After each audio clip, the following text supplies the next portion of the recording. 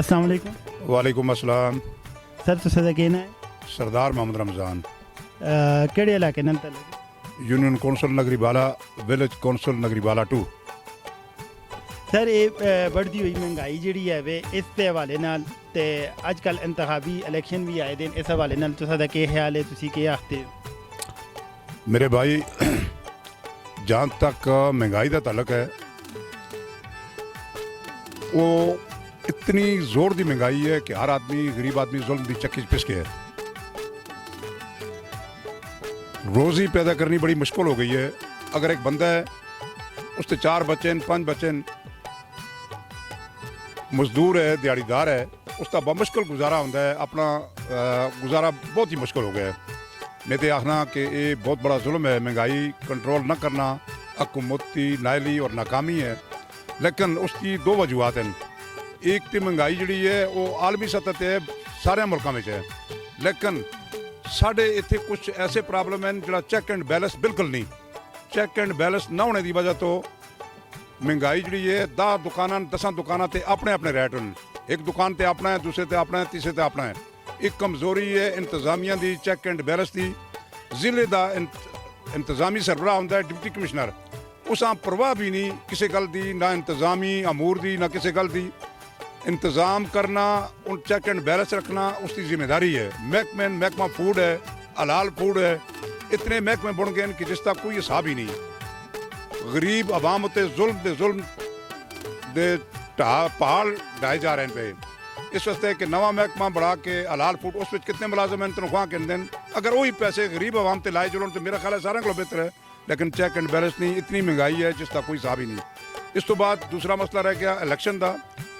बलदियाती election होने कबल अज वक्त बहुत ज़रूरी है, क्योंकि इस हुकूमत ने जानबूझकर इलेक्शन लेट किए।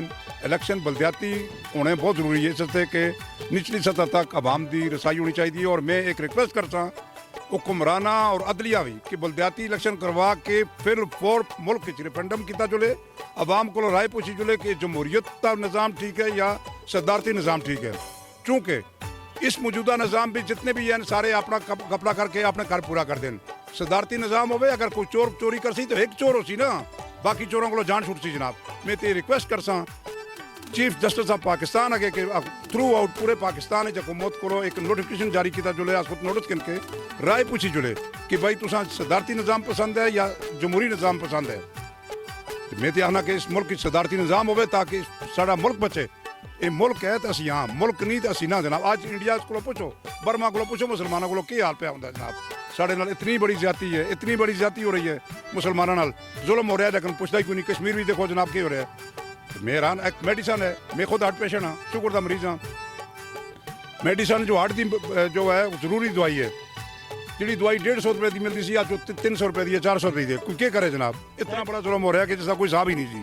सेहत के हवाले नाल मैं तो आखना कि मतलब है कि लोगों की मुख्तलिफ लोगों की राय भी है वे, हुकूमत भी मतलब है बार बार ये ऐलान कर दी है सेहत सहूलत प्रोग्राम के तहत लोगों का फ्री इलाज होता है, फ्री मेडिसन मिलती है। इस बारे में मैं तो आना ये बिल्कुल एक ढोंग है, एक ढोंग है। सेहत का बराए नाम एक सिस्टम शुरू होना किया है, जरा सेहत कार्ड बराए नाम है। इससे अज भी अगर कोई मरीज अस्पताल जासी, सारे को पहले उससे टेस्ट करवा सुन 2-4 हज़ार रुपए के जनाब तू टेस्ट करवा सी, वो पैसे उसको ला सुन, वो 4 हज़ार की दवाइयाँ खावे तो ठीक हो ना, वो बेजा उसको पैसे लवा दें जनाब, लवा के वो कर दें। फिर भी जनाब उसका मसला अल्लाह ही हाफज है। मैं तो ये गल आखना ये तो बिल्कुल ही एक ढोंग है।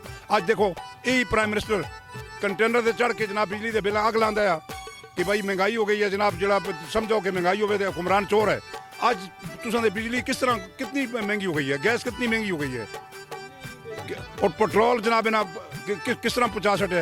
अज हूँ सुनिया कि जनाब और यकम तो बाद और पेट्रोल महंगा करने चलते हैं। गरीब आदमी का जीना ही मुश्किल हो गया जनाब। इसको तो बेहतर है कि गरीब बम मार के मार छो जनाब। एटम बम है तो खत्म हो जाए, बस सीधी गल है, सब सारे को बेहतर है। सर सुनने में ये आया कि तुसी भी इलेक्शन में मतलब है कि कैंडीडेट हो, इस वेले मौजूदा इलेक्शन के कैंडीडेट हो, तो तुसी इलेक्शन में इलैक्ट हो के तुसी अपना के मैंडेट आंसो, तुसी इन्हां वास्ते लोगों वास्ते के मतलब है कि कोशिश कर सा। मैं मेरा एक जिंदगी का मिशन है, मेरी एज 60 अबाव है। मैं कोशिश यही कर सा कि इलाके रिलीफ दिता जुले। अपने इलाके जी मेरी VC है, विलेज कौंसल है, अगर मैं अल्लाह ताला ने चाहा तो मैं अगर आया तो मेरी कोशिश होती कि मैं अपने इलाके बिल्कुल मेनटेन रखा और ਲੋਕਾਂ ਇਨਸਾਫ ਦਿਲਾਵਾਂ ਔਰ ਲੋਕਾਂ ਸਹੀ ਮਾਨੇ ਵਿੱਚ ਜਿਹੜੇ ਛੋਟੇ ਮੋਟੇ ਕੰਮ ਜਿਹੜੇ ਕੌਂਸਲਰਾਂ ਦੇ ਹੁੰਦੇ ਨੇ ਬਲਦਿਆਤ ਤੇ ਉਹ ਕਰਾਂ ਜਨਾਬ। ਉਹ ਮੇਰਾ ਇੱਕ ਮਿਸ਼ਨ ਹੈ ਇਨਸ਼ਾਅੱਲਾ ਜ਼ਿੰਦਗੀ ਦਾ ਜਨਾਬ। ਬਾਨੀ sir, thank you sir. Thank you. ਜ਼ਰੂਰ।